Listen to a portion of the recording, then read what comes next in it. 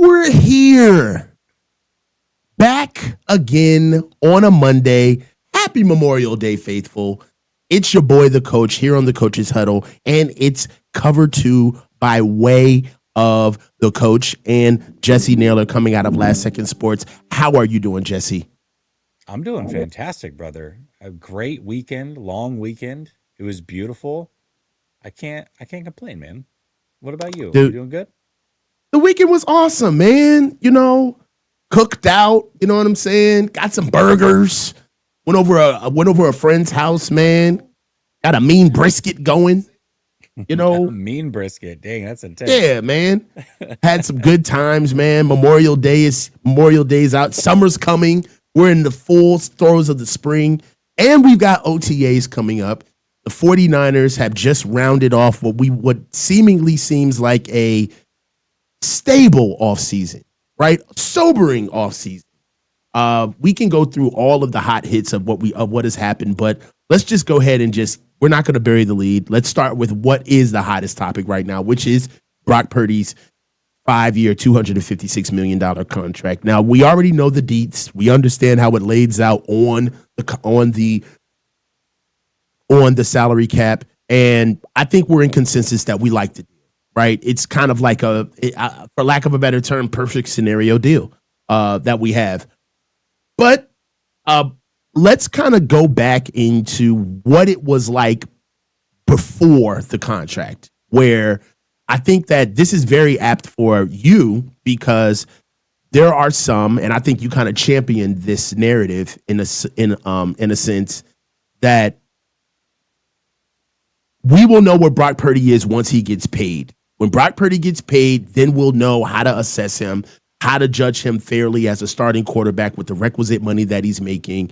And once that happens, then I'll be in on how to rank Brock shrewdly, right, against his contemporaries, right? Kind of the trainer wheels are off. He's off his rookie deal, and he'll get assessed with, basically full candor. Do you think that Brock Purdy can live up to his contract? Now that you know what he's getting paid and that it's team friendly, do you think the contract is bigger than Brock, or is Brock bigger than the contract? Well, what I like about this is the timing of it, right? Like you had sent me this topic like an hour ago, and I was trying to think through like how to navigate it. And then right before we go live, freaking TJ Hushmanzada, he had said this earlier, but somebody had like retweeted it and it caught my eye that Mm-hmm. TJ Hushmanzada said, hey, something along the lines of Brock Purdy's overpaid. And unless he wins a Super Bowl, then he's always going to be overpaid. I was like, wow, that's pretty harsh because I don't view it that way at all, coach. The way that I see it is with the contract being what it is, it's very reasonable. Mm-hmm. I believe that as long as the 49ers can remain competitive, continue to make the playoffs, and he's not like the reason that they're losing these games, I think Mm-hmm. most people are going to be happy. And I'll be fine with that as well. I mean, it doesn't mean that at the end of each year I won't be evaluating, or the 49ers shouldn't be evaluating and potentially seeing if there's a way that they can move on if there's an upgrade available to them. But this contract is not at all handcuffing the 49ers at all. Mm-hmm. This contract is not going to be the reason that they don't win a Super Bowl or they can't continue to win games in the future. This contract is very favorable for them. It's also great for Brock because he's able to get his money as well. But Mm-hmm. ultimately, we saw this team win when it was stacked around Brock.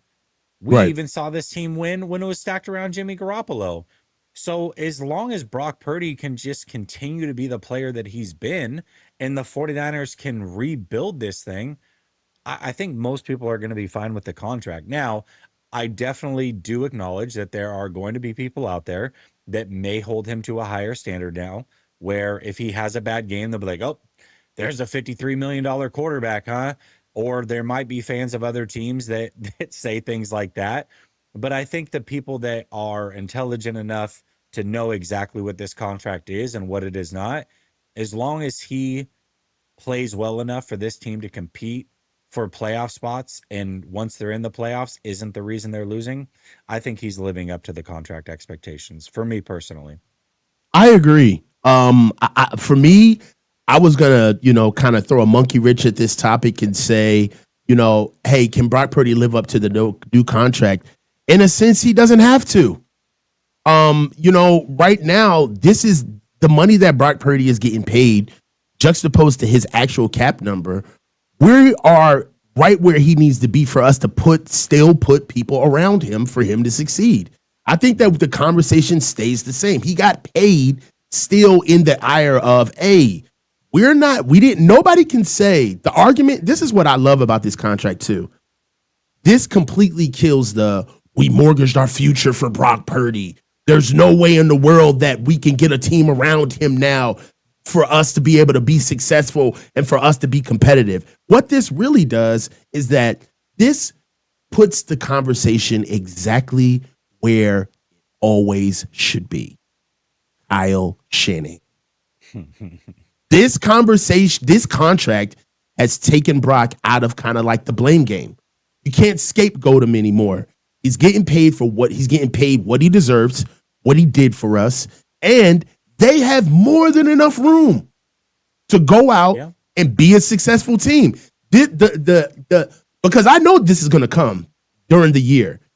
Oh my God, and this is why you don't pay him all of that money, because we don't have anything. We don't have an offensive line. No. Brock Purdy getting paid has nothing to do why we don't have an offensive line. All right. When we're looking at, oh man, CMC is the only back we have. We could have win it. No. Brock Purdy, all right, is not the reason why. So I love the fact that this contract, it puts him exactly where he needs to be. This also kind of puts a finger in the eye of a lot of the conversations about Brock, where I really believed, I'm going to toot my own horn a little bit. I believed that Brock was going to be favorable at the negotiation table. I really did. I didn't think that he was going to come in and kind of throw his weight around and say that I want this money. I believe that all of that conversation was coming out earlier on when his agent, I believe it came from his agent, allegedly. I don't want to speak in absolutes, but from his side, there were numbers in the $60 million range of what he wanted, and it didn't make sense, So I think that the way he negotiated with the contract, how the contract laid out, now that we've seen the particulars of how the contract is on the cap, I don't think that there is really a conversation of Brock Purdy having to live up to the contract. I don't think that that's there. What do you think? I mean, he's gonna have to live up to it. He can't just go out there and lay an egg. I mean, if this season and next season look like last season, then people are gonna be pissed, and they should be pissed. Brock Purdy's gonna have to continue to raise his game, level his game, and improve. I mean, I think that's the biggest argument with Brock, or people that are like, well, it's not like Brock's a finished product, and he's not. I mean, we're talking about a 25-year-old player, 26-year-old player that should grow and should get better. I mean, physically things aren't going to change, but that doesn't mean that you don't become a better processor, or you can't be more accurate or make better decisions. I mean, those things should continue to improve. And so if he stays flat or looks like he did last year, yeah, I think that we can't just be like, oh, well, the contract's good, so he can just play however bad he wants. No, that doesn't fly either. He has to be top 12, top 14. And as long as he continues to do that, I mean, that's where the pay's at. I mean, that's basically how he's getting paid. So just go out and do what you have to do. Now, the expectations aren't near as heavy as what they were, I don't know, a week ago, when people were freaking out. Oh my God, he's getting $53 million a year. How are they going to build the team and this and that? Before the details came out, a lot of people were talking like that. They're not that steep of an expectation, but there's still some expectations here. All right. So this is a real conversation now, because when you say I expect him to play like the 12th to 14th best quarterback in the NFL, that ain't top 10. So No. what you do understand is that, all right, I guess the question for you is, how do you differentiate growth and development that you need to see from Brock Purdy, or things that you just that you're going to live, the things that you just have to live with Brock? Because there's going to be people that, because they don't like this deal, they're going to gaslight every mistake he makes, right? They're going to say, this is why you don't pay him, right? He can't throw the long ball. This is why you don't pay him. However, we already knew that. So I guess what I'm trying to say is, make the difference for me, right? Make that difference. What do you expect to see from Brock that elevates his play for what he's getting paid now? And what do you expect to see from Brock that you're willing to live with? Because he is the 12th to 14th best quarterback in the NFL in your eyes. Because you can't have your cake and eat it too, right? No, I think the biggest thing for him is that he just when the team elevates, he has to elevate with it. He can't be the reason. He can't be the reason that they lose games. Okay. And for the most part, 2 years ago, I mean, he was a big part of why they were winning. But last year, people love to skirt past last year as if it just is non-existent or didn't happen. He had the ball in hand and could have called game in 5 or 6 of those games and didn't. Mm-hmm. He called game for the other team. So he can't be that guy. Just don't be the reason that you guys lose games. The Super Bowl is a great example of this. If the rest of Brock Purdy's career plays out the way that he played in that Super Bowl for the most part, which is, hey, he wasn't the reason that they would have won that Super Bowl if they had, but he certainly was not at all the reason they lost it. I don't think anybody left that Super Bowl going, man, if Brock Purdy had stepped his game up, then they would have won that Super Bowl. It was like, well, Christian McCaffrey fumbled, and Trent Williams had 2 stupid penalties, and Mm-hmm. we had the High George moment and the defense and this. Brock Purdy did what was expected of him.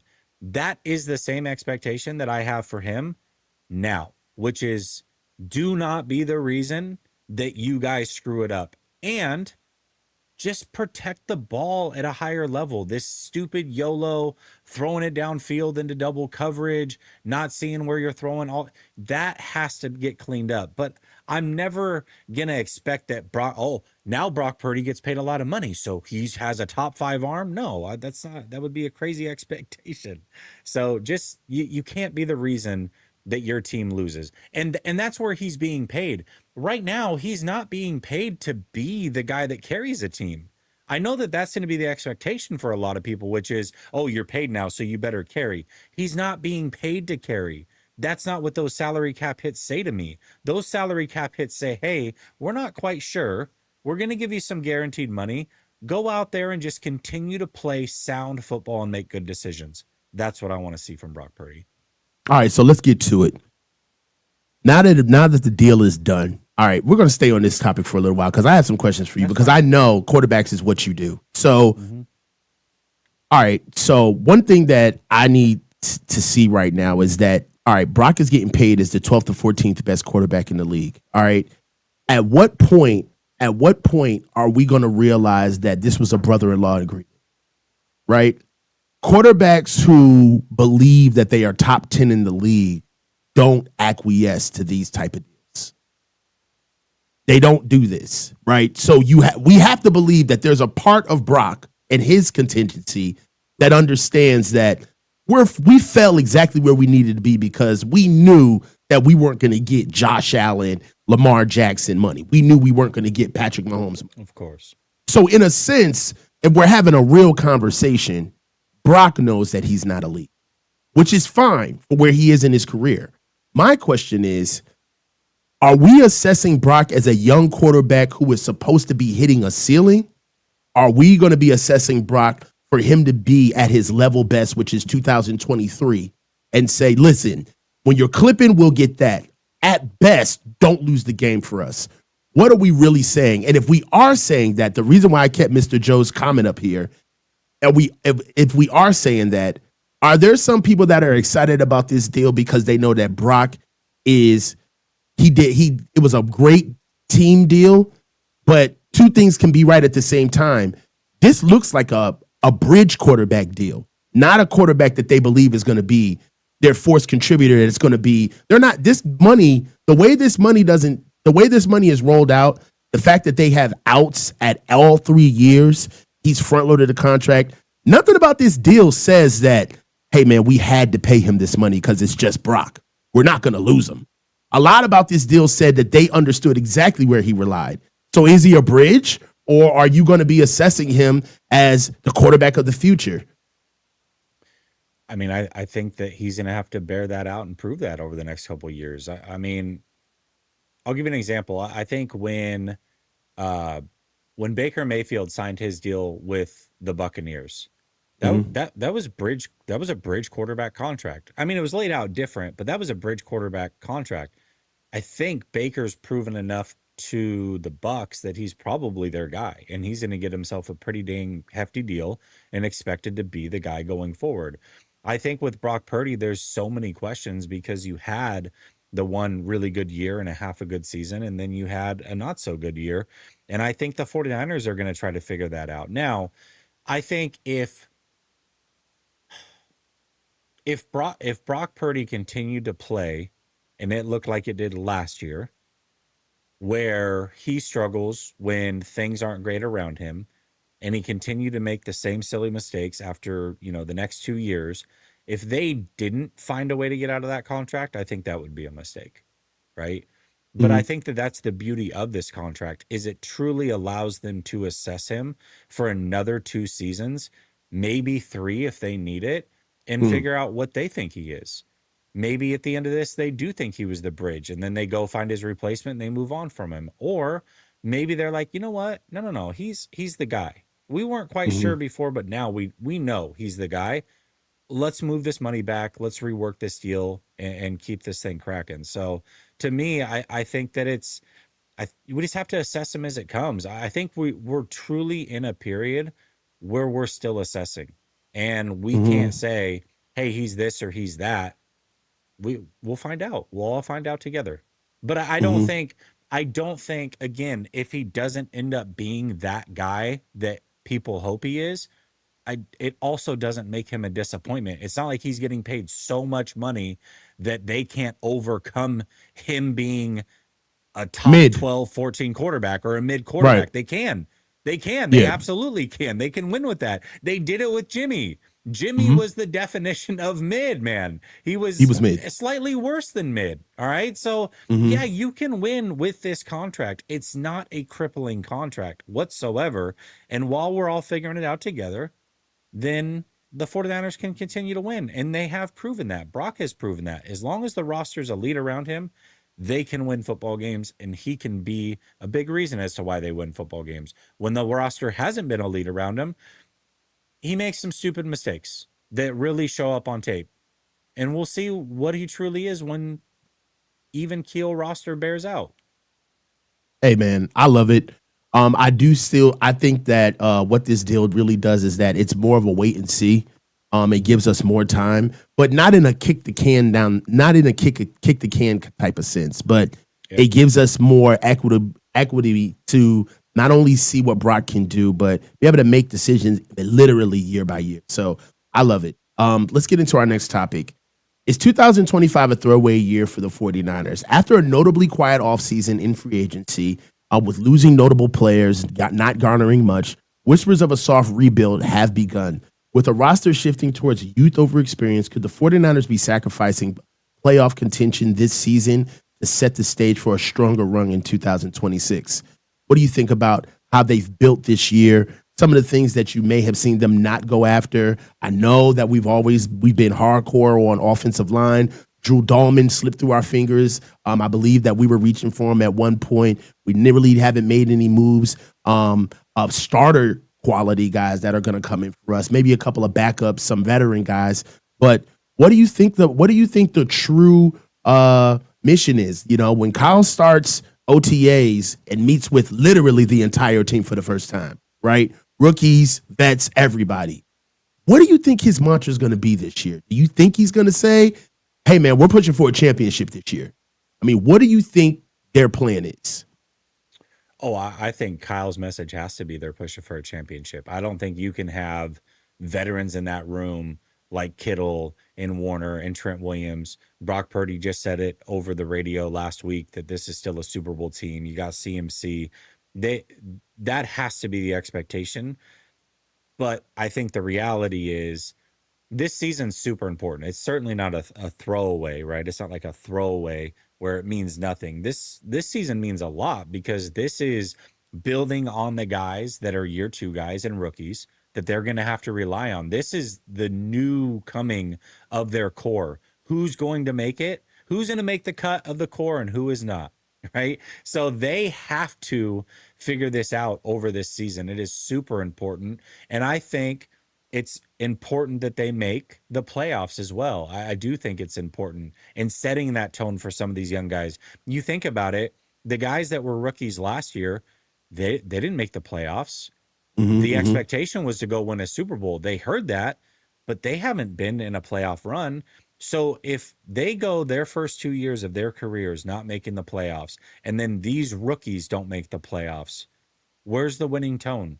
How can you sell to a cast of 53 players, over half of them haven't seen you at your winning ways, that this is a winning organization? They have to set that tone this year, and that starts with getting in the playoffs. So I think this year is very important. But is it a throwaway in the sense that they're not a Super Bowl contending team? Yeah, I guess then it's a throwaway in that sense. But I absolutely believe that Kyle Shanahan and all those veterans are going to set the tone of, we expect to go to a Super Bowl. We expect to win a Super Bowl. And it will be super important that they actually make the playoffs to set that winning tone for these young players. Otherwise, they don't know about any of it. It's just all folklore to them. I got to be honest with you. I love that. I think that it would be foolish for Kyle to come out here and say that it's time for them to go to that they would go to the Super Bowl. I really believe. I think that type of message is for a team that's ready to hear that type of message. You got to be mature enough to take that message on, because what you're essentially saying is, I'm talking about the goal before we start the work, right? And sometimes in coaching, you can't give your players too much information if you don't think that they're ready for it, especially if you need them to be playing outside of themselves. Really, you're going to be doing. I think that the message for Kyle moving forward into this season is redlining. I need all of you to be your best version of yourselves this year. Everyone, every down. We'll worry about the wins later. We get way too caught up in who we playing, where that puts us, what we got to do. And I understand that was the soup that we swam in when we had the roster teaming with veterans and superstars, where in order to get a superstar excited, in order to get a veteran motivated, you got to talk about the prize, right? You got to talk about the show. Like, hey, we're doing this to win a championship. That's how you get a Christian McCaffrey going for a season. That's how you get a Debo going and a Trent Williams to come in and camp on time, right? But that's not the demographic of the team anymore. We're starting to get outnumbered by more guys that haven't been to the playoffs or haven't been to a Super Bowl. I don't even know what that even feels like, or the real road that takes on the team, more or less than we have the guys who are the veterans on the team. I think it would hurt the team more than it would help it, because what you would do is, if that was your mantra, if you're Kyle, there's about 20% of the team who that's really going to resonate with. And then there's about 5% of that 20 that's actually going to believe what he's saying, right? Outside of the other ones who have been there and said, dude, come on, man. We done been to the promised land how many times? We done been to the NFC Championship game how many times? We ain't never rocked and rolled with a roster that looks like this. Stop blowing smoke up my ass. You can lose the room if you do that with some of your most important guys. Really, I think that it would help him if he was just pragmatic and was honest and said, listen, I need all of you to bust your ass. Rookies are going to play. You're going to start, all right? And you're going to have to play hurt, and you're going to have to play past a period of football that you've never played before in your life, and you're going to have to play more games. Veterans, I need everything. All hands on deck. Grab a rook and coach him up. He's got to be somebody that understands your bedside manner, your approach to being a pro, your move to the game, right? I think that Kyle's approach to this year's season, in order for this year not to be a throwaway year, is development, right? Development, because that's what we need in order for us to even make next year's draft class matter. These guys are going to have to grow up fast. And I believe that this year, you can't be predicated on wins and losses this year. And I know that I'm going to say something that's sacrilegious, but playoffs can't matter. It's all about development. It is literally about, if I see certain guys not playing because we're trying to make the playoffs and we need development, like we've brought this up before, we're not one guy away from anything, right? We're not a player away from a Super Bowl, right? So for me, I would lean on developing a guy rather than still going to go get a guy, right? But I'm jumping ahead. That's another topic that we have. So outside of that, what do you think? How do you feel about that move with us basically trying to find a motivation for this year? So are you saying, like the old cliche, like one step in front of the other? We're getting 10% or 1% better every day. Like Be where that's your the feet approach at. that he needs to take. Yeah. Be That's where your I mean, feet that's are. fair. That's fair. Yeah. I think, but I also think that, okay, well, let me ask you this then. So when the media asks him a question, hey, coach, is this a Super Bowl team? What should he say? Day one of OTAs, if that question is proposed to him, what should his answer be in front of everybody? We're a week one team. I want to be ready. I want to be ready for the Seattle Seahawks in Seattle week one. That's what we are. We're a week one team. I don't think there's anybody right now talking about the Super Bowl. And quite frankly, after the season that we just had last year, we need to be able to put one foot in front of the other. So that's what we are. We're a week one team. So just be excited. We're just excited to have this opportunity ahead of us, basically. Yeah. And what is wrong? Like, what? Listen, there's nothing wrong with that. I'm not Yeah. saying there's anything wrong with that. I like Yeah. it. I like A it. little bit of But I humbleness also will go think, a long way. I don't disagree with that. I do think though that there has to be some expectation set, and this is a winning organization. You at least have to set that tone. And I do think it could be disastrous if they don't make the playoffs this year. I do. I think that could be disastrous towards the future of this team, because as you said, and I agree with, the veterans are being outweighed at this point by the younger players. But if those younger players, all they know is not winning now, I think that could be a problem. I think that could be a trend that you're setting. So I do think they need to make the playoffs. Whether they talk about it or not is beside the point. But if they have this schedule and don't make the playoffs, with Kyle Shanahan, Robert Saleh, and Brock Purdy on this team, that's an issue. That is an issue. Yeah. Okay. So when you put it that way, as far as expectations of what they're supposed to do, yeah, you would think that they're supposed to make the playoffs.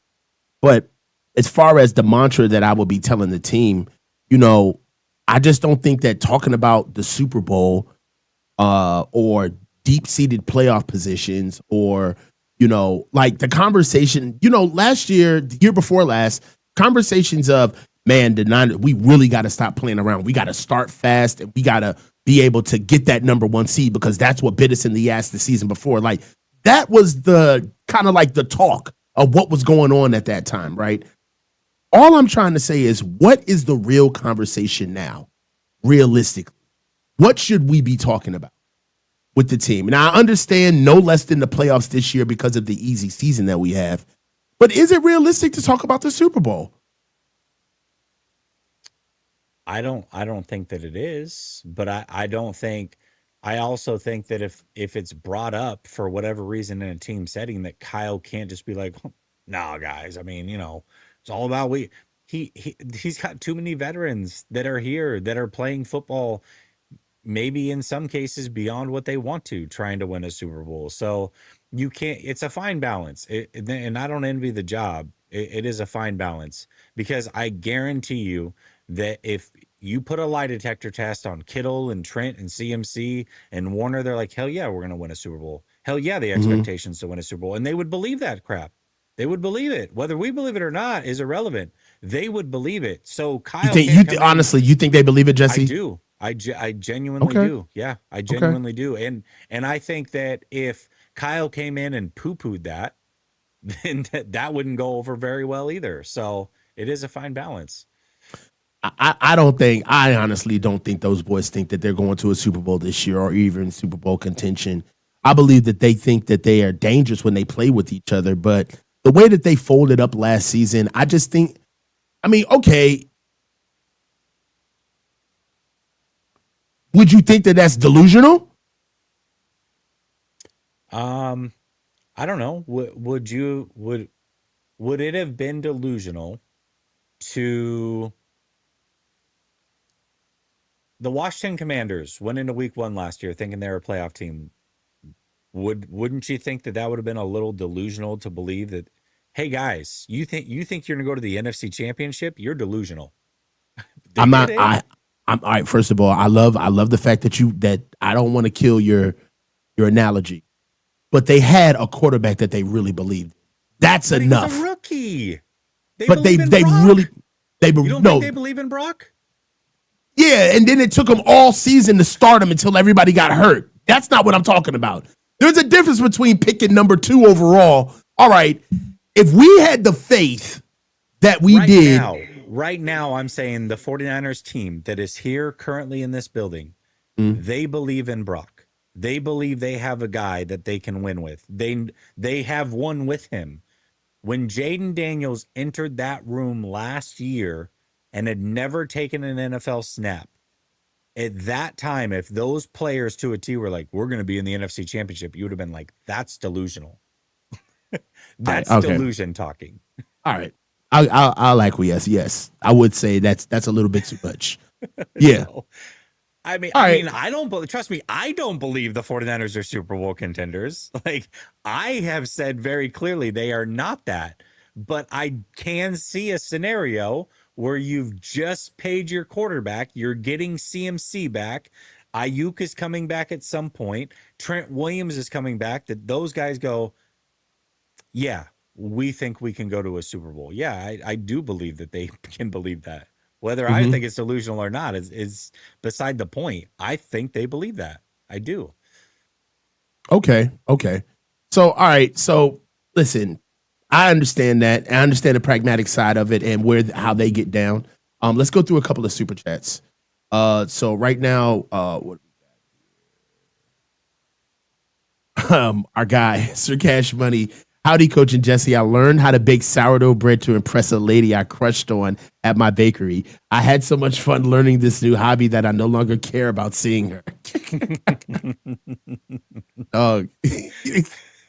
Yo, my man's goaded son, with the comments. He is. He really is. All right, man. So we got one coming up. And I believe that I changed the topic on you a little bit. So I'm just getting it. Because I remember it's- all right, here we go. My bad. All right. So here goes the next topic, my guy. Make a case for the 49ers spending their $40 million in cap space. Now, what we do know is that after a notably quiet offseason, uh, with clear gaps remaining, especially in key veteran positions, the San Francisco 49ers are holding on to significant cap room. Is the front office too cautious, or do they have a strategic plan behind passing on stars like Amari Cooper and Von Miller? So let me know right now. We have $40 million in cap space. I love where our position is. I think that currently sits us in top 5, if not top 3, right at 3 in the NFL.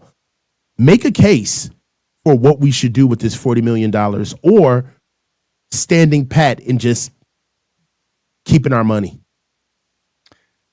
I like the idea right now, at least, of keeping the money because this is what's so intriguing about the 2026 49ers and why I'm completely okay with how they've handled this offseason, even though it doesn't look like it's the most direct way to be competitive in 2025. I'm good with the way that this offseason has gone because I see the vision of 2026 and beyond. The moment that you go and start spending that $40 million and not rolling over a big chunk of that towards next year, a lot of that starts to go out the window and I start understanding a little bit less. However, if the 49ers get 4, 6 weeks into the season and things are looking great and they want to sign one of these veteran guys that's still hanging around and they want to go make a trade because they believe that they're in contention, then by all means, I'm with that. But at this stage in the game, when I look at players that you mentioned specifically, and it's not just them, there's guys like Jadeveon Clowney out there, what have you, uh, Gabe Davis that have been talked about. At those two positions specifically, I worry about stunting the growth of some of the younger guys that I just made a case for that have to get their feet wet and figure out how to win in this league with this team and know that this is a winning organization, because this team going forward is going to have to rely heavily on a Michael Williams. So I don't Mm-hmm. want to take snaps away from him to bring in a Von Miller or a Mm-hmm. Jadeveon Clowney. I Mm-hmm. don't want to take snaps away from Ricky Pearsall or Cowing or Watkins to bring in a Cooper.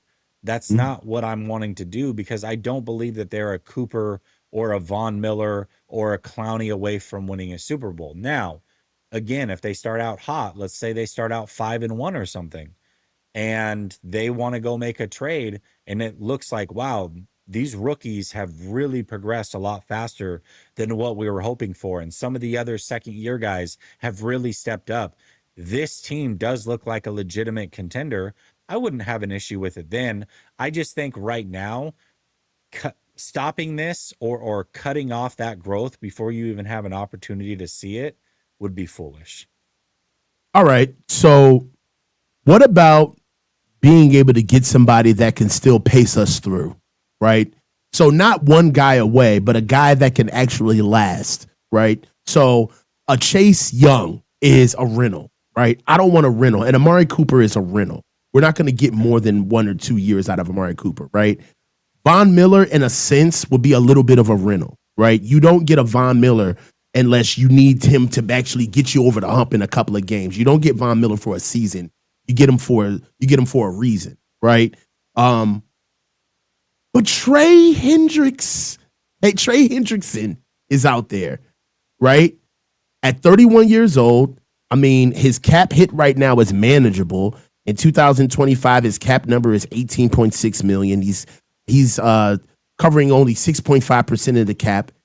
And I think that this wouldn't be a player that is a rental. This would be somebody that Mikael Williams could possibly play with, right? Somebody that could be rotated in. More of a Charles Omenihu type where he wasn't more of a patch, but he was a rental. Like we had him for a while. What do you think about actually pulling the trigger on somebody around that category? No, I would be against it because first of all, you're going to pay him immediately. He's going to get a big contract the moment he walks in that door. It's the only Right. reason he wants to get traded because he wants to get paid. So you're going to do that. Then you're 100% starting him opposite of Bosa. You're not paying him to bring him in as the rotational player. So now you just spent the 11th overall pick on a rotational guy for the next 3 years. I think that would be a major mistake. So for me, I'm cool. I mean, Hendrickson's a good player. And I hope that he gets paid. He deserves it, dude. That guy's getting screwed over by Cincy. They're doing it with Shamar Stewart as well. It's really weird what Cincinnati does. So I hope that he gets paid. And if not, I hope he gets traded to a team that will pay him. I Uh-huh. just don't think that the 49ers are a fit, especially coming off of your first pick being at that same position, pick 11 overall. That wouldn't make any sense to me. Now, I will give you a name of a player that I think could be a rental, but also could end up being a long-term solution. What you got? And that's Asante Samuel Jr. He's out there as a free agent. He's had some shoulder issues, so at least it's not like Achilles or ACL or anything like that. Now those shoulder issues may linger. It may cause him to miss games and he may not be a guy, but right now he's going to be very inexpensive. I think at his skill set, obviously if healthy, he's a starter on this team. He's young. He could be a contributor for a long time to come if those injuries don't linger. And if they do, you're not really out a lot. And corner is a position that they could use. If they brought in Asante Samuel Jr., I don't believe that they're stunting the growth necessarily of many, if any, players. So that would be a player that I would be in favor of. Yeah, I'm looking at that right now. That's a good call, Jess. I haven't heard anybody talk about Asante Samuel Jr., man. That would be a good get. Because I saw some of the other guys that are up there like Kendall Fuller, Rasul Douglas, Stephon Gilmore. Like, you know what I'm Yeah. saying? You don't really want to make anything, but honestly, going a little bit lower down into the line, I mean, the only guy that's really available in that corner range that could really help us out would be, I hate to say it, like maybe Eli Apple. You know what I'm saying? But he's not Asante Samuel Jr. Not at all. Hasn't shown the consistency. So look, I like this, man. I understand exactly where we're going. I think for me, I don't want us to touch the money. If and when, I think that you have the $40 million for if something terribly goes wrong where we need a left tackle, right? Where you got to go get a left tackle just to save the entire season. Forget the playoffs. We can't play ball without a starting right left tackle. I like where we stand, and honestly, best case scenario for everything that we've done, we need this to roll over in the worst way. We need this money to roll over. So I like exactly where that stands. We're in agreement on this topic. I don't think that they should spend anything on it. So let's kind of move on into our next topic. Did Kyle Shanahan learn from his worst year yet? Coming off his most disappointing season at 6-11, Shanahan faces scrutiny about his leadership and adaptability. Can reuniting with Robert Saleh rekindle the disciplined, cohesive culture that propelled the team in prior years? Or will Kyle Shanahan succumb to the pressure of the season? I don't know that it's learning per se. But I just feel like Saleh being there allows him to be in his groove and be comfortable knowing what's happening on the defensive side of the ball and allowing him to relax so that he can be at his best and focus on what he does, which is run the offense. So I I don't I don't know that he's learning a lot of tricks at this stage of his life. I think he is who he is, but he is also, and we've seen it when he has a defensive coach, man. Kyle Kyle can cook. I mean, Kyle can still get in his bag. I feel like last year he was just so sidetracked with being, what's the word, a head coach, that he couldn't do the things that he wanted to do, and I think it took away from his offense because Oh, he had to so go do those Kyle other couldn't be an things. offensive coordinator. Is that what Exactly. you're saying? If it wasn't for Yes. the fact that coaching got in the way, Kyle would have had a good year. Yes. He Yeah. was bothered. Come on, Jess. Yeah. I really believe that. I mean, it's not, I don't know. Kyle's fine, and Kyle can be in his bag, and I expect him to be in his bag this year. I think he's going to cook up some nice things on offense for sure. I think that this offense is going to be explosive at times, look very different than it did last year. But I think that that's not because he's learned. I think that's because Robert Saleh is on the other side and he can be comfortable and just handle his business. Okay. So in coaching, and I know that you've seen this before too, especially with your boys, not even in coaching, in parenting, right? You got two beautiful boys, right? Dalton and Maddox. When you see them in a position where they're in their element with friends of their own, right? And they need to compete, sometimes you got to let the kids police themselves. You know what I mean? It's the Lord of the Flies, baby. Whoever's got the conch rules the conversation. Yeah. And for me, sometimes when you get guys who are or players or coaches in this for this instance that are a little too like into their own process, right? They're more preoccupied with how they look or how they come off to those around them rather than actually just focusing on the job. Sometimes you got to let the boys police themselves. I think that there's going to be a lot of competition on this coaching staff. If you think that Kyle Shanahan is not hell bent on outshining the preparation, the development, and the productivity of what Coach Saleh is about to do with this defense, you have got another thing coming. They can talk all of that team shit if you want to. I get it. And I understand that they love each other and they go back. But this is about money, Jack. This is about position. This is about power. And billionaires don't care about none of that stuff. They got enough money to take the highest bidder. And I want to see a good old fashioned coach off. I want to, because you know why? Because the sum of it is going to be beneficial to us. Whatever happens out of them trying to outcoach each other is going to make us better, right? And for me, I think that I'm betting on Kyle Shanahan's ego. I'm betting on the stubbornness. I'm betting on the pig-headedness. I'm betting on the short-sightedness. I'm betting on him making everything about exactly, he has everything in his perfect little position. I'm betting on all of that to come out in spades. Not because it's a 6-11 season. Not because he needs to be better. Not because we think that he needs to grow. Because he doesn't want to get out coached. He doesn't want to get outshone by Robert Saleh. And because of that, if Kyle gets out coached by the defense, if this is another defensively led team and the offense is struggling this year, then the word is out on Kyle. You let a man come in here and take your block, homie. You had a bad season. The dude left. He comes back with rookies and he still outcoached you? That's a real conversation. I believe that Kyle is going to show us the best of what he can do. He's going to make us fall in love with him again. I'm telling you, Jesse, he's not going to be embarrassed by this dude. He's not. He'll go back to asshole Kyle once we go to the playoffs and we start winning and he gets called a genius again and he'll go back. But for the first 3 quarters of this season, he's going to be on his best behavior. He's going to be coaching his ass off for the simple fact that he does not want people walking away from the game like, dude, the defense is doing their job. What's up with the O? So let me ask you this.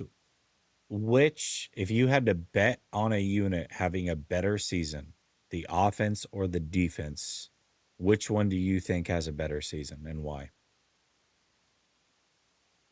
I would say the offense for all the reasons of the motivation with coaching, for everything that I just covered. 2, you get a healthy Christian McCaffrey back. All right. 3, you get Trent Williams back for an entire season, motivated. You also get more weapons from Ricky Pearsall. Actually gets to start a whole season. I mean, the offense was very disjointed. If you look at everything that happened during the offseason, a lot of it was on the offensive side of the ball, with Trent holding out, Brandon Ayuk holding out, Ricky Pearsall getting hurt early. You know what I'm saying? Brock being inconsistent. I think that the real reason why the defense had their fair share because they literally didn't have the bodies, right? That's one thing. But on offense, they can't go anywhere but up. It's gonna be the offense. Which one should have a better season, like on paper?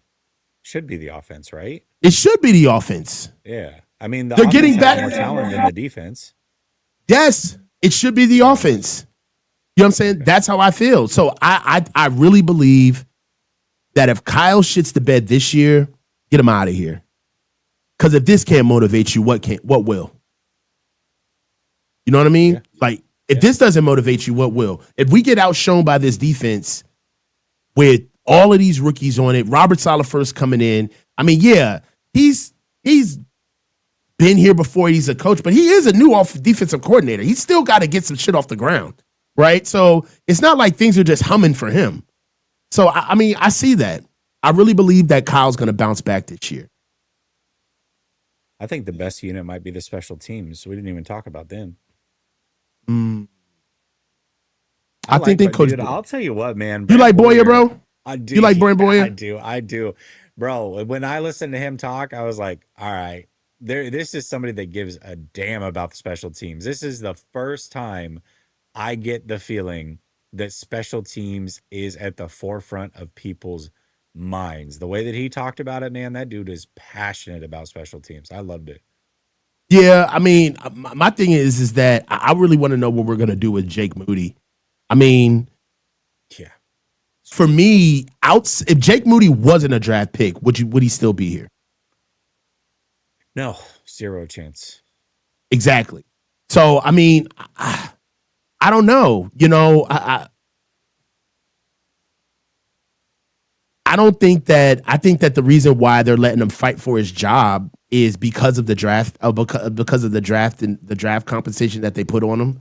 Outside of that, we got to see exactly how they're going to move forward with him. You know, also, you know, speaking of the defense, just to switch back onto the defense, there's another position that I don't think that we're highlighting enough, and really that's the weak side linebacker, Dre Greenlaw's position.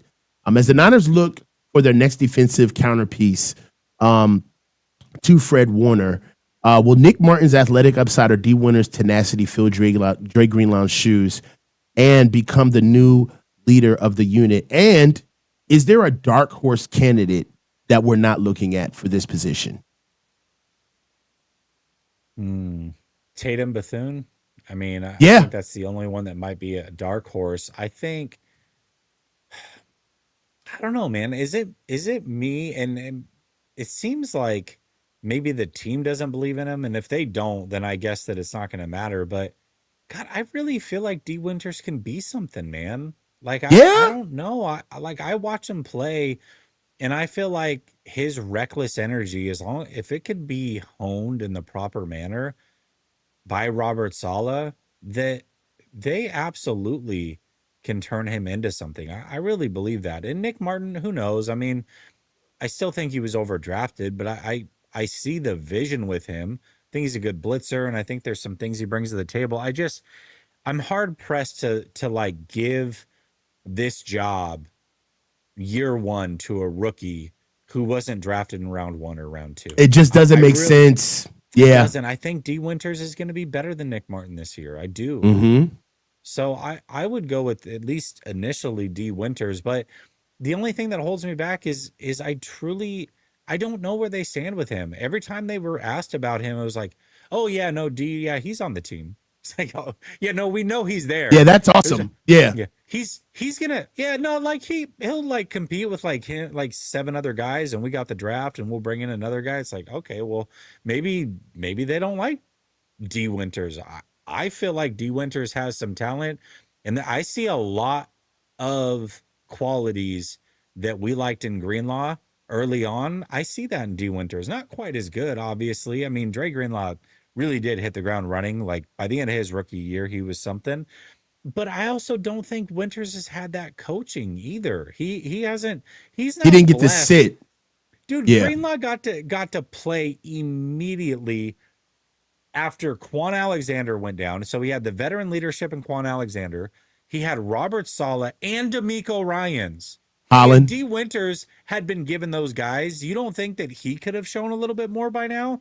I just see a lot of the same reckless aggression that Greenlaw has and plays with that was honed perfectly. I see that with D Winters. I really do. So I don't know. Mm-hmm. I like D Winters. I hope that he's given the opportunity and a fair opportunity. And I do expect that right now, year one, he will be better than Nick Martin. I don't want to step on your points because they were all great ones. It's just for me, I believe that there's another X Factor guy who I believe is on the bubble this year, Jalen Graham. He's got to step up and show us something. Listen, I love Jalen Graham. That's your I guy. love Jalen Graham, but Uh huh. I think the room is just too crowded at this point. Um, I don't know. I wish, trust me, I think he has all the ability, but there's obviously something missing from his game. And unless Salah sees differently, we'll see. But I don't know that he's going to make this team. But I do like Jalen Graham. Well, right now, the way I see it is at the will, D would start. Strong side linebacker, that's still open too. So if you have Fred Warner and D Winters starting, right? Let's give D the weak side linebacker position. That's Dre's position. Strong side linebacker, that's still open. Now, if we still think that Nick Martin isn't the answer right away to be a rookie contributor, that's where Jalen Graham could pretty much have like a real big fight or competition with Curtis Robinson at that strong side linebacker position. So it's not all over for Jalen Graham, but he's got to show worth because I believe that that's what Nick Martin is here for. I don't think that he's here for the weak side position. I think that Nick Martin is here for that strong side. I think that he's here for the Azeez Al-Shaair position, not the Dre Greenlaw weak side linebacker. I think Tatum Bethune is here to be Fred Warner's backup. Okay. That's where he's here. I think that Tatum has shown us enough to be here where we need somebody to be Fred, to have Fred's back. I think that Tatum Bethune is going to be Fred's backup or maybe possibly Curtis Robinson. But we don't know what Curtis Robinson is because he got hurt again. That's how he left us. So I don't know what he is as far as his athleticism is concerned. But really, all roads lead to Jalen Graham. I believe that our top 4 guys, as far as linebackers are concerned, obviously Fred Warner, D Winters, Tatum Bethune, and then you would have to throw in Nick Martin. So with that mix, if Jalen Graham doesn't step up and Tatum Bethune is backing up Fred Warner, then Nick Martin has no choice but to start. Right? Unless Curtis Robinson takes over, right? Luke Gifford isn't going to be a starter, right? So, but oh, I thought you were going to say something. No, I wasn't, but they're bringing up Stone Blanton in the chat. Yeah, well, Stone Blanton is a middle linebacker as well, and I think that he would be backing up Tatum Bethune. I don't think Stone Blanton is a football movie name for a linebacker. There ever was one. Oh my God! You know it's what's my boy off of Remember the Titans? You can never replace a Richard Bertier. It's a perfect football name. Strong, you know what I'm saying? Side. Strong side. Well, that side. No, we are not. Dog, you're white. I'm black. We're not going to replay that. We were about to walk right into that. We're not doing that. Let's move on. Let's move on into some super chats, man. You almost got me for a second, you motherfucker. You almost got me. You reeled me in, but I caught your ass. Joseph Uberberg, 199. Thank you. Should the Niners tank this season? Would it be worth it? No. I think we're exactly where we need to be right now. We've got 2 strong drafts. You know what the dirty little secret is about the NFL? Because I got friends, as we all do, friends who are fans of teams all over the league. Everybody wants to see us get ours. Everybody wants to see the Niners have that 5-year sustained shitstorm of non-relevancy because of we cooked the books on Trey Lance. We got rid of Jimmy G. Then right when everybody thought that we were DOA, we got saved by Brock Purdy. Then they had to put up with all of this Brock Purdy mania for the past 3 years. And then we didn't even get it done. Then on top of it, we lay an egg the last season and everybody, dude, our laundry is out in the street. Okay? Our business is out in the street and the league wants to see us. That's why I love what we're doing because the rest of the fans of the NFL, they think that we should be under the basement as far as football karma is concerned with all of the blunders and all of the opportunities that we've blown in the leads. So no, this season is worth it. I would love it if we made the playoffs because a lot of people will be pissed off that we're even in the discussion. Sean, 1999, thank you. I hear you, Coach, but we've been here before. Salah's been out coaching him since day one. Hell, everyone out coaches Kyle, at least from a head coach perspective. Play calling, maybe not. Kyle makes egregious decisions as a coach. Cooked. I agree. Papa 499. Was that Packers game when Dre sealed the game. Hard to believe that it ended up being one of his last full games as a Niner. Football moves fast. It does, man. Who would have known that we were watching that Packers game? That was the last time we were going to watch a full Dre Greenlaw game. I mean, it does, bro. Well, no, we got him versus Detroit, right? He played versus Detroit, and then yes, it was the Super Bowl that he got hurt. So we got one more game. I was at his last full game. Well, yeah, because technically he came back this year, but he didn't even make it through the whole game. So yeah, I was at the NFC Championship. I saw his last full game. That sucks, dude. I mean, golly, dude. It was crazy, bro. That one hurts because Dre hurts. Supposed to be. He's supposed to be a 10-year guy. Dre Green. I feels like losing Dre makes you feel like we lost a real family member. Like we lost somebody that was truly a part of our culture. That one hurts. Dre being gone hurt. But let's just close out with this one. We got OTAs coming up. I'm excited for it. What you got coming up for this week? We got 4-Man Front on Grant's channel. Tomorrow, I'm like thrown off. Today's Monday. I keep feeling it feels like it's Sunday, so we had the long weekend. Yeah, tomorrow on Grant's channel, 4-Man Front. Yep. Tomorrow on Grant's channel. Hey man, it's going to be a good one. We had a good one. Hey, this is the coach, Jesse Naylor. Stay low and keep your feet moving. I'll talk to you guys. Peace.